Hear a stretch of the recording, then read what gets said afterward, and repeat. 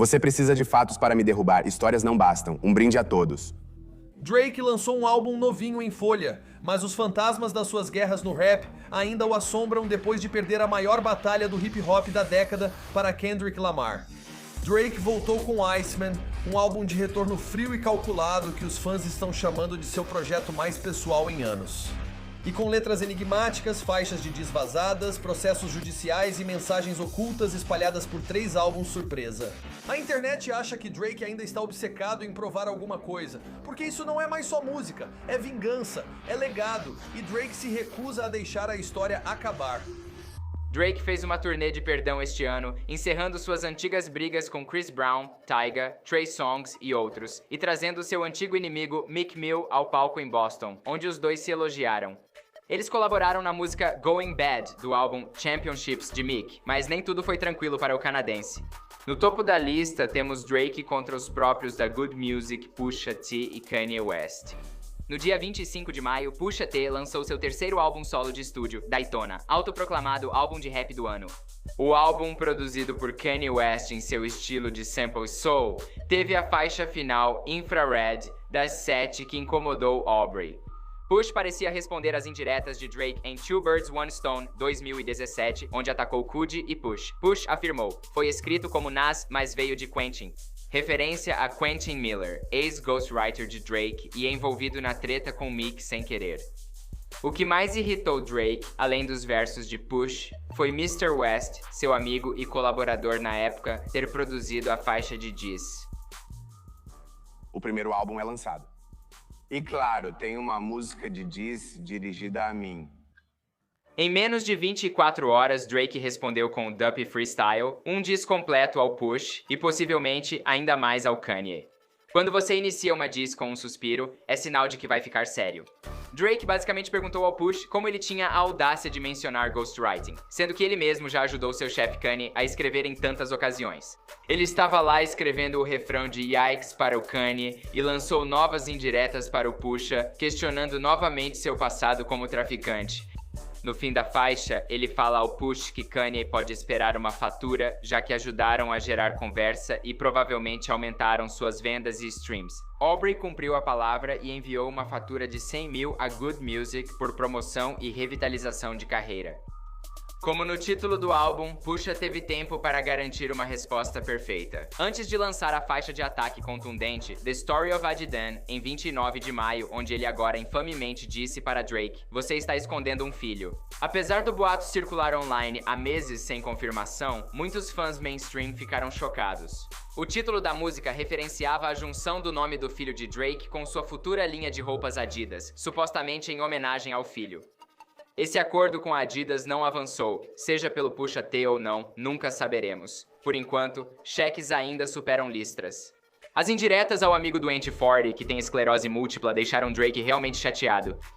O mundo acessava o SoundCloud todo dia aguardando uma resposta do Deus de Toronto, mas nenhuma música foi lançada. As únicas respostas foram uma nota no story do Instagram dele explicando a foto da diss track e uma entrevista promocional do Jay Prince que afirmou que Drake não ia entrar na lama. A capa de The Story of Adidas mostrava Drake em blackface, uma imagem perturbadora sem contexto.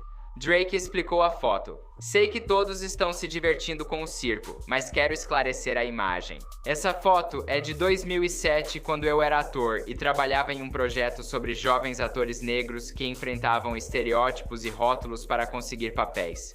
Jay Prince afirmou que Drake tinha uma resposta para Pusha, mas seria tão forte que poderia arruinar a vida de Kanye. No início, não acreditei, mas após toda essa polêmica com Ye, não me surpreenderia se a faixa vazasse por acidente. Sabe, eu prefiro muito mais viver com isso do que com as coisas que eu estava prestes a fazer, a pesquisa que eu fiz, e as coisas que eu ia dizer e até onde eu ia chegar, não só para ele, mas para o outro cara também. Sabe? Em 29 de junho, Drake lançou o álbum duplo Scorpion. Após ouvirem o lado A, fãs especularam que várias músicas eram direcionadas a Kanye West. Músicas como Can't Take a Joke, 8 Out of 10 Mob Ties e Emotionless pareciam tratar dos problemas dele com o chefe da Good Music. E na mesma música, ele confirmou que Pusha dizia a verdade e que realmente tem um filho. Algumas das letras do álbum não caíram bem para o homem com quem Drake já não tinha uma boa relação. Após uma série de tweets viralizar sugerindo que Drake insinua ter dormido com Kim, esposa de Kanye, em seu álbum. Kanye respondeu com algumas palavras bem duras. Kanye foi ao Instagram e disse: assumir a responsabilidade é o fato de que tem gente fazendo boatos ou pensando que você dormiu com a minha esposa e você não fala nada e fica levando isso desse jeito, isso não me desce bem. Parece que o apelido da Kim é Kiki, por isso Kanye pensou que a música In My Feelings falava dela. No início não pensei nisso, mas depois o Drake contou em entrevista ao LeBron no The Shock, da HBO, que a música surgiu após a treta com o Pusha. Então nunca se sabe. Até agora. Eu não tinha In My Feelings. Eu não tinha Non-Stop. Eu não tinha as nossas músicas favoritas. Mavina. No dia 3 de agosto, Travis Scott lançou o álbum Astral World. E para surpresa de todos, Drake apareceu na faixa 3, Sicko Mode.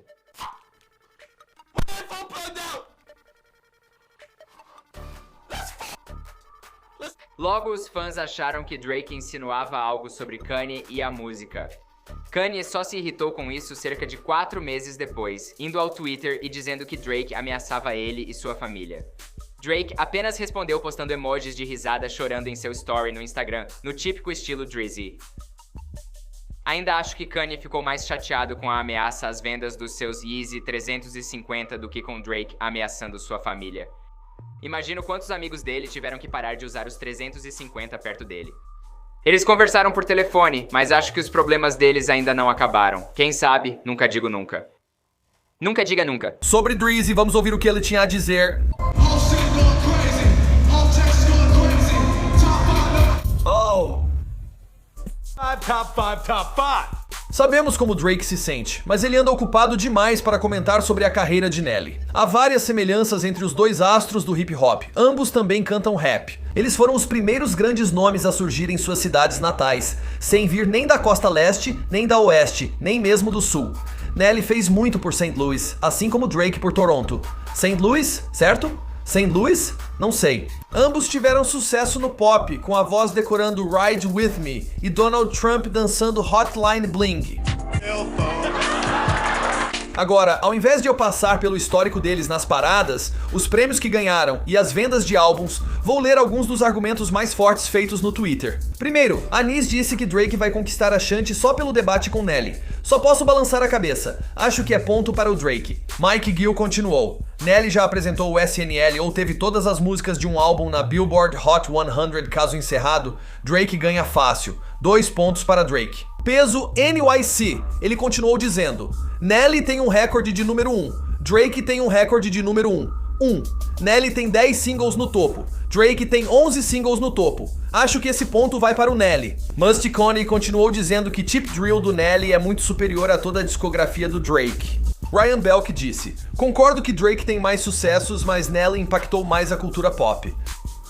Isso era cultura pop? Achei que Tip Drill fosse outra coisa. Insulin disse: veja onde Nelly estava 8 anos após Country Grammar e onde Drake está 8 anos após Best I Ever Had.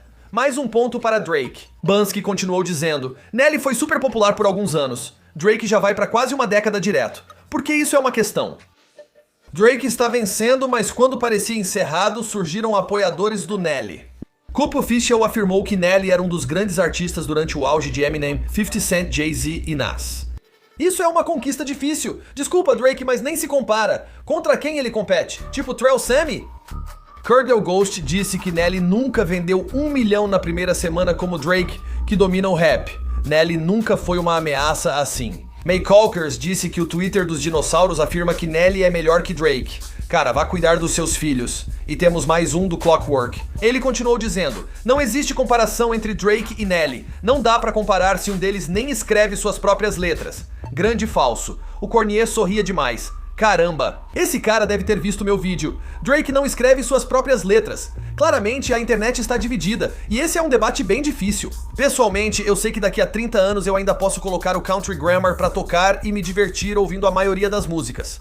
Embora o Drake lance músicas que viram minhas favoritas quando saem, elas simplesmente não têm a mesma longevidade. Nelly chegou ao status de diamante, mas Drake é o rei do streaming e dos downloads. Drake está em ascensão há quase 10 anos, enquanto a carreira de Nelly entrou em declínio após os 4 primeiros anos. Ele estava em turnê com o New Kids on the Block e foi por isso que fiz um vídeo depois da fama sobre ele. E não o Drake. Ninguém alcança ele agora. Provavelmente notou o Kanye West indo atrás do Drake. Essa confusão gerou inúmeros tweets e começou com o verso do Drake em Sicko Mode do Travis Scott, onde Kanye achou que Drake ameaçou ele e sua família. Ele tweetou: "Tento te ver há 6 meses, mas você me alfineta nas músicas do Travis e pergunta pro Chris sobre minha família." Isso faz referência à linha do Drake em Sicko Mode. Desci a rua, virei à direita, apaguei as luzes, paguei o preço. Agora, você deve estar pensando o que isso tem a ver com o Ye. Pessoas pesquisaram no Google Maps e viram que a casa do Kanye fica descendo a rua e à direita da casa do Drake, mostrando que a casa do Kanye é o lugar citado pelo Drake nessa frase. Agora, quando você percebe isso, bem, o lance de apagar as luzes e pagar o preço meio que, faz sentido, também soa um pouco mais sinistro. E você achou que era só um rap animado simples. Caramba. Depois de muitos outros tweets, Kanye mencionou que Drake, ele ligou pra ele, mas esclarecendo as coisas ele tweetou: "Drake ligou tentando me ameaçar." Ele segue falando do garoto que atacou Push e T no show em Toronto. Ele acha que Drake estava por trás disso. É realmente complexo e confuso. Agora, Kanye comete muitos erros de ortografia e às vezes tuita a mesma coisa 2 vezes. Resumindo, Kanye quer fazer as pazes com Drake, mas ele quer evitar qualquer confronto violento. Ele também destaca que acredita que Drake e outros rappers não teriam chegado onde estão sem ele. Ele tweetou: "Ye, nunca foi fácil. Eu naveguei por essas águas antes de você. Por isso você pode ser você." Ele termina esse desabafo no Twitter com vários tweets assim e no fim quer focar no lado positivo da vida. Agora, com toda essa situação, se já não fosse bagunçada o suficiente, bem, a adorável Kim Kardashian decidiu defender seu marido Kanye. Ela tweetou: "Drake nunca ameaçou meu marido ou nossa família. Ele abriu caminho para que existisse um Drake." Ela continuou dizendo: "Meu marido é a pessoa mais brilhante, a pessoa mais genial que eu conheço. Ele quebrou tantas barreiras em tudo, desde música, design de palco, moda e cultura, e vai continuar mudando o mundo." É bom ver ela apoiando o marido, mas muitos comentam sobre o uso de gênio, e se foi o próprio Kanye que usou o celular da Kim para twittar isso. Acho que nunca saberemos. No fim, Kanye teve problemas de saúde mental, algo que ele mencionou em sua recente série de tweets. Então, bem, todos nós temos que desejar o melhor pra ele e eu espero que ele encontre, seja lá o que for que ele está procurando. Drake também participou de um remix de Family Feud com seu chefe Lil Wayne, e ele pareceu sugerir que este ano seria de redenção e perdão. Ele disse no rap: "Objetivos de Super Bowl, tô com o Puff. Ele tá com o Kaepernick na linha, ele tá diferente." Referência à antiga briga com Diddy, onde supostamente houve um tapa. Em seguida, ele cita um jantar com Hope, com quem tem vivido idas e vindas há anos. Ele menciona Mick ao rimar: "Temos que quebrar a maldição do Billy. Quero muita grana como um verso do Millie, ou longo como sentença de juiz da Filadélfia." Qual é o sentido de toda essa briga se no fundo somos irmãos? Parecia que Drake estava só falando de amor e sem brigas em 2018. Entra Pusha T. No dia 25 de maio, Pusha T lançou seu terceiro álbum solo de estúdio, Daytona, que foi aclamado pela crítica. Alguns até chamaram de álbum de rap do ano. A última faixa chamou a atenção de muitos fãs de rap, especialmente do Drake. Infrared se destacou por diversos motivos. Primeiro, porque Pusha parecia estar respondendo à provocação que Drake fez para ele em Two Birds, One Stone em 2017, dizendo: "Foi escrito como Nas, mas veio de Clinton." Referência a Quentin Miller, suposto ex-ghostwriter de Drake. Também foi notado que Kanye West, colaborador frequente e então amigo de Drake, produziu todo o álbum de Push, incluindo a faixa de provocação. Em menos de 24 horas, Drake respondeu com uma faixa provocativa para Push e Kanye, que muitos viram mais como ataque ao Kanye do que ao Push. Quando você inicia uma música provocativa com um suspiro, é sinal de que vai ficar sério. Na faixa, ele perguntou ao Push como ele podia sequer pensar em atacá-lo por causa de ghostwriting, sendo que Drake já escreveu muita coisa para Kanye West, que é o chefe dele. E na verdade, ele estava lá escrevendo para ele. Como amigos, te ajudando. E agora você está me atacando, então eu fico tipo, cara, isso é pesado. Ele também mandou algumas indiretas para o Push, rimando: "Você vendeu para universitários por Nike e Mercedes, mas age como se tivesse vendido drogas para o Escobar nos anos 80. Tive um microfone seu, mas a assinatura sumiu." Isso resume o que tem acontecido recentemente. Drake tinha um microfone antigo autografado por Pusha T e era fã do Clips, então deve ter sido desanimador ser atacado por um ídolo. Um microfone que o Pusha T usou no show. Era de plástico, mas tinha seu autógrafo. No fim da faixa, ele avisa ao Push que Kanye pode esperar uma cobrança por iniciar a conversa, pela resposta à provocação e por ajudar a vender mais álbuns ao aumentar seus streams. Aubrey é um homem de palavra e enviou uma fatura de $100 mil por assistência promocional e revitalização de carreira por meio da música. Após os memes surgirem sobre Push, muitos críticos elogiaram Drake por responder rapidamente com rimas, em vez de usar as redes sociais como antes. Drake decidiu voltar à divulgação do seu álbum e, um dia depois, lançou o single I'm Upset, que teve uma recepção morna. Não gostei da música no início, mas como com outras do Drake, ela me conquistou depois com o álbum. Mas com a internet esperando pacientemente em frente aos seus teclados, atualizando a linha do tempo do Pusha para ver se ele responderia, ele os deixou esperando por alguns dias. Eu me lembro de estar sentado na biblioteca da minha antiga escola e ver uma transmissão ao vivo do Funk Flex dizendo que era a resposta do Pusha T ao Drake ao vivo e eu não poderia ter clicado mais rápido. A maioria das pessoas achava que o Pusha teria que voltar com algo realmente impressionante para vencer essa batalha, mas como uma lenda no jogo e um mestre das palavras, ninguém realmente duvidava da habilidade dele. Pusha sacou uma carta da manga e revelou um filho.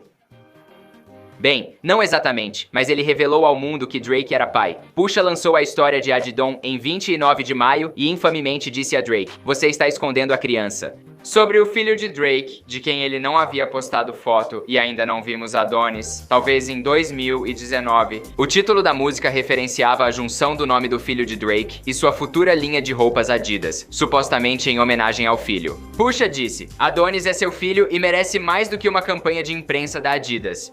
O acordo com a Adidas não avançou, seja pelo Pusha T ou não, mas por enquanto o cheque ainda vale mais que as listras. É Drake contra FuzzyTube. Um é líder das paradas da Billboard no auge da sua carreira no rap e o outro, bem, ele é um youtuber bem famoso.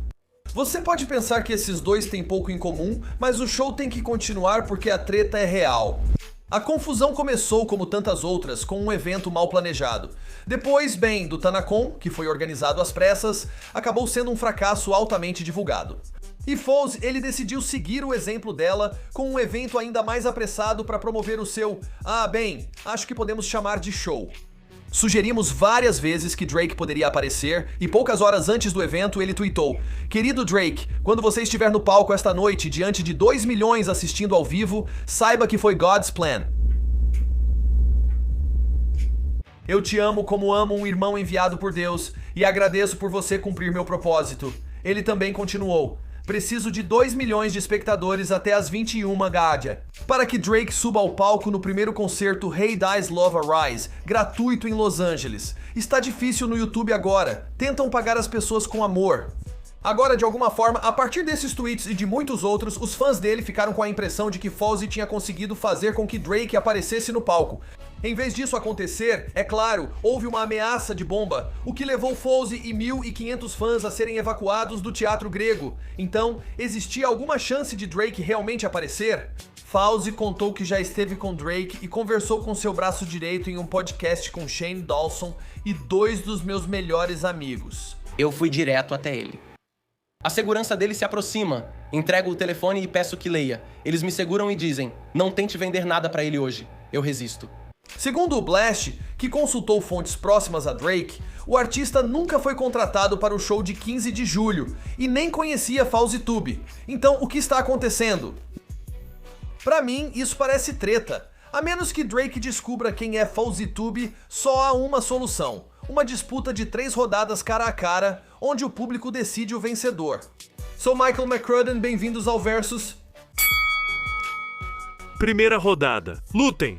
Começando com tudo na primeira rodada, vamos falar sobre a popularidade deles na única rede social que realmente importa. Estou falando do YouTube. É glorioso. Diga o que quiser sobre FuzzyTube, como alguns já disseram.